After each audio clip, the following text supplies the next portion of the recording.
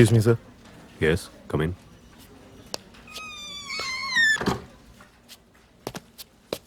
Sir വരാൻ പറഞ്ഞിട്ടുണ്ടായിരുന്നു. Deepak, your application for the job. അത് റിജക്റ്റ് ആയി. എന്താ സർ, എന്തു പറ്റി? നിങ്ങൾ ഇവിടെ തന്ന മാർക്ക് ലിസ്റ്റ് അത് ഇൻവാലിഡ് ആണ്. സാർ ഇത് എന്തൊക്കെയാ പറയുന്നത്? അതേടോ, നിങ്ങളുടെ ഡോക്യുമെന്റ്സ് ഒക്കെ വെരിഫൈ ചെയ്യുന്ന സമയത്ത് നിങ്ങൾ പഠിച്ചു എന്ന് പറയുന്ന കോളേജില്ലേ, അത് ഒരു യൂണിവേഴ്സിറ്റിയിലും രജിസ്റ്റർ ചെയ്തിട്ടില്ല. അത് മാത്രമല്ല, അങ്ങനെ ഒരു കോളേജേ ഇല്ല. ഇതെല്ലാം വെച്ച് നോക്കുമ്പോൾ എനിക്ക് തോന്നുന്നത് നിങ്ങൾ പഠിക്കുന്ന കോളേജ് ഫേക്കാണ്. അതായത് ഇൻവാലിഡ് സർട്ടിഫിക്കറ്റ് ആണ് കൊടുക്കുന്നതെന്ന്. I'm sorry, I can't do anything. You can leave now. Sir,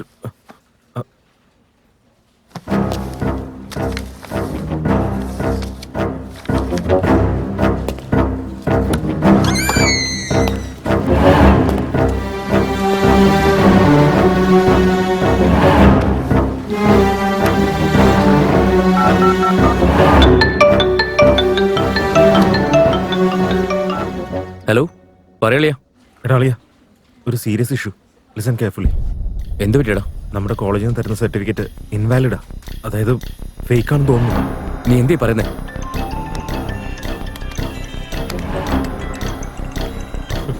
hello, ആ സത്യമാണോ സാർ? നമ്മുടെ കോളേജിൽ കൊടുക്കുന്ന സർട്ടിഫിക്കറ്റ് ഒക്കെ ഫേക്കാ സാർ. എന്താ? എന്ത് ഫേക്കാണോ? എന്താ ഫേക്കോ? സത്യമാണോ? ആരാ പറഞ്ഞേ? ആണോ? ആരുടെ പറഞ്ഞു?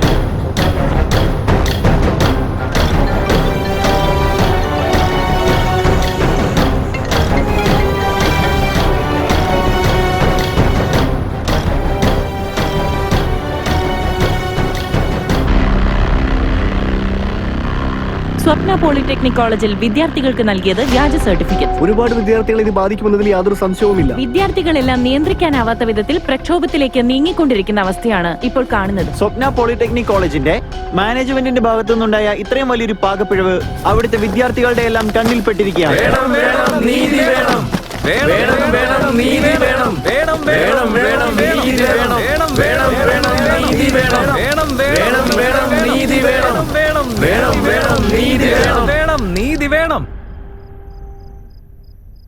ഇതിങ്ങനെ തന്നെ മുന്നോട്ട് പോയാൽ അത് ശരിയാവില്ല. ഇത് ചുമ്മാ പിള്ളേരുകളിയല്ല. ഇങ്ങനെയാണെങ്കിൽ നമ്മുടെ ഭാവിയുടെ കാര്യം എന്തായിരിക്കും? നമ്മുടെ പേരൻസിന്റെ അവസ്ഥ ആലോചിച്ച് നോക്കി. എല്ലാം ഒറ്റൊരു നിമിഷം കൊണ്ട് നശിക്കും. അതെ, ഇതുവരെ നിങ്ങളുടെ മീറ്റിംഗ് കഴിഞ്ഞില്ലേ? വെറുതെ എങ്ങനെ കുത്തിരുന്ന് സംസാരിച്ചാലേ ഒരു ഗുണം ഉണ്ടാവില്ല. അതുകൊണ്ട് നൈസായിട്ട് കണ്ടൻ അടിച്ചാലേ കുറെ ആലോചനകൾ ഇങ്ങനെ മിന്നാമിന്നെ പോലെ വരും. എന്റെ അടുത്തൊരു 300 ഉണ്ട്. ആരെങ്കിലും പിരിവിടുന്നുണ്ടെങ്കിൽ പെട്ടെന്ന് പോയിട്ട് വരാം. താടാ താടാ, ആരെങ്കിലും ഒന്ന് താടാ. വെറുതെ ഭ്രാന്ത് കാണിക്കല്ലേ. എല്ലാ സമയത്തും നിന്റെ കോമാളിത്തരം വേണ്ട. നിനക്കറിയില്ലടാ അത്. ഇവിടെ എല്ലാവരും വളരെ സീരിയസ് ആയിട്ട് സംസാരിച്ചോണ്ടിരിക്കല്ലേ. അതിനിടയിൽ നീ എന്തിനാ വന്നേ? പോവാൻ നോക്കിയേ.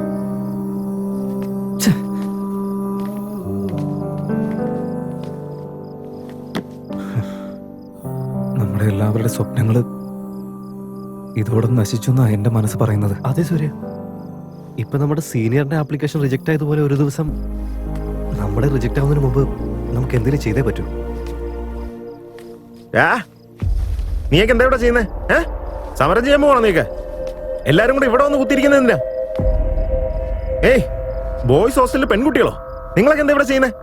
ഇതൊക്കെ ചെയർമാൻ അറിഞ്ഞു കഴിഞ്ഞാൽ എന്താ അവസ്ഥ എന്ന് അറിയാമോ നിനക്ക്? നിന്നോടാ ചോദിക്കുന്നേ. ഓടി വാടാ. എന്താ അവിടെ നമ്മുടെ റോക്കി എടാ വേഗം വാ.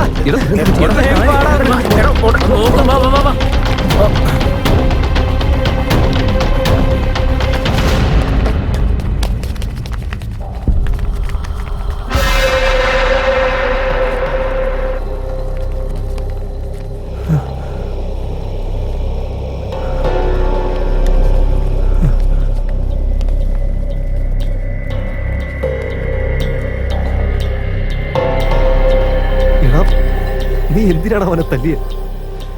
നീ ഒന്നും ചെയ്തില്ലായിരുന്നെങ്കിൽ അവൻ. എടാ, ഒരിക്കലും അല്ലടാ, അവൻ അങ്ങനെ ഒന്നും ചെയ്യുന്നവനല്ല.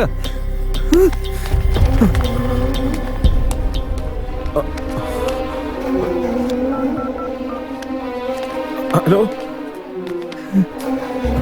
സാറേ, ഇവിടെ ബോയ്സ് ഹോസ്റ്റലിൽ ഒരു പയ്യൻ സൂയിസൈഡ് ചെയ്തു സാറേ. സൂര്യ, നീ ഇങ്ങനെ വിഷമിക്കല്ലേ.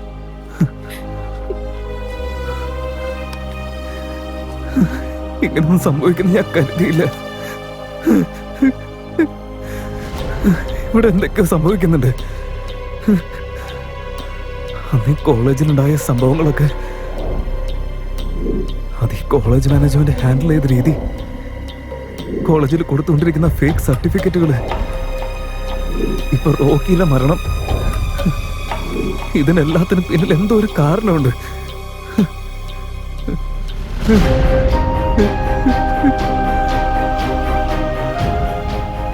എന്തോ ഒരു സത്യം ഇതിന്റെ എല്ലാം പിന്നിലുണ്ട്. നമുക്കൊന്നും മനസ്സിലാക്കാൻ പറ്റാത്തൊരു സത്യം. ഇതിന്റെ എല്ലാം പിന്നിൽ എന്തോ ഉണ്ടടി. അതെ, നീ പറഞ്ഞത് ശരി തന്നെ. എന്താ? Yes, your prediction is right. നീ എന്തീ പറയുന്നേ? അത്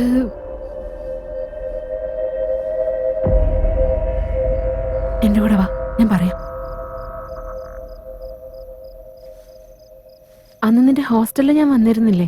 തിരിച്ചു പോകുന്ന സമയത്ത് ഒരു റൂമില്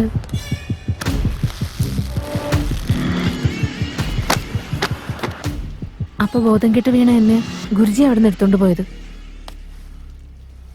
അന്ന് മുതൽ എനിക്ക് എന്തൊക്കെയോ സംശയങ്ങളുണ്ടായിരുന്നു. നമ്മളെല്ലാരും കരുതിയത് അവൻ വേറെ എവിടേക്കെങ്കിലും പോയിട്ടുണ്ടാവുന്നല്ലേ. എന്നാ ആ ദിവസം ഒരു കൊലപാതകം നടന്നിട്ടുണ്ട്. ഇതൊക്കെ സത്യമാണ്. എന്നിട്ട് ഈ കാര്യങ്ങളൊക്കെ നീ അന്ന് എന്താ പറയാതിരുന്നേ? അന്ന് ഈ കാര്യങ്ങളൊക്കെ നിന്നോട് പറയാൻ പറ്റിയ സാഹചര്യത്തിലായിരുന്നില്ല. പക്ഷെ പ്രിൻസിപ്പലിന്റെ അടുത്ത് ഞാൻ ഈ കാര്യങ്ങളൊക്കെ പറയാൻ ശ്രമിച്ചതാ. പക്ഷെ അദ്ദേഹം എന്നെ സംസാരിക്കാൻ സമ്മതിച്ചില്ല. ഇനി ഞാൻ അതിനെക്കുറിച്ചൊക്കെ പറഞ്ഞിരുന്നെങ്കിൽ തന്നെ എന്തിനൊരു പെണ്ണ് ബോയ്സ് ഹോസ്റ്റലിലൊക്കെ വെറുതെ ഒരു ഇഷ്യൂ ആക്കേണ്ടെന്ന് കരുതിയിട്ടാ ഞാൻ.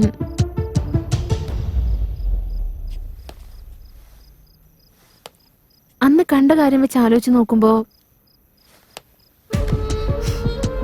അന്ന് പ്രവീണിന്റെ മരണത്തിന് പിന്നിലും ഇന്ന് റോക്കി മരിച്ചതിന് പിന്നിലും ഒരുപാട് സിമിലാരിറ്റീസ് ഉണ്ട്. I think it's a murder. Oh, എനിക്കൊന്നും മനസ്സിലാവുന്നില്ല. എന്റെ ഊഹം ശരിയാണെങ്കിൽ നമ്മൾ വിചാരിച്ച പോലെ 3 പേരൊന്നല്ല മരിച്ചിട്ടുണ്ടാവുക. ഇതിന്റെ എല്ലാം പിന്നില് ഏതോ വലിയൊരു വ്യക്തിയുടെ കൈ തന്നെ ഉണ്ടാവണം. സൂര്യ, എനിക്കൊരാളുടെ കാര്യത്തിൽ സംശയമുണ്ട്. ആരുടെ കാര്യത്തില്? കിരൺ, കിരൺ, കിരൺ, കിരൺ, നീ എവിടെയാ?